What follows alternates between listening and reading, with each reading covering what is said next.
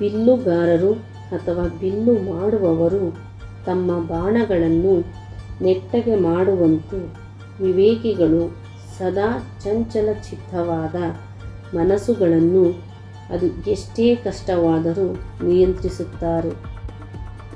ನೀರಿನಿಂದ ಹೊರಹಾಕಿದ ಮೀನಿನಂತೆ ಚಂಚಲ ಚಿತ್ತನ ಮನಸ್ಸು ಕೆಟ್ಟವರಿಂದ ತಪ್ಪಿಸಿಕೊಳ್ಳಲು ಒದ್ದಾಡುತ್ತದೆ. ಮನ ಪಳಗಿಸುವುದು, ನಿಯಂತ್ರಣದಲ್ಲಿಡುವುದು ಅತಿ ಕಷ್ಟ. ಆದರೆ ಪಳಗಿಸಿದ ಮನ ಆನಂದ ತರುತ್ತದೆ. ಮನಸ್ಸು ಚಂಚಲವಿದ್ದರೆ ವಿವೇಕ ಬರುವುದೇ ಇಲ್ಲ. ದ್ವೇಷಕ್ಕೆ ದ್ವೇಷ, ಶತ್ರುವಿಗೆ ಶತ್ರುತನ ಮುಂದುವರೆದರೆ ಮನಕ್ಕೆ ಇನ್ನಷ್ಟು ಹಾನಿ ಉಂಟಾಗುತ್ತದೆ. ನೆನಪಿರಲಿ, ಮನಕ್ಕೆ ಇನ್ನಷ್ಟು ಹಾನಿ ಉಂಟಾಗುತ್ತದೆ.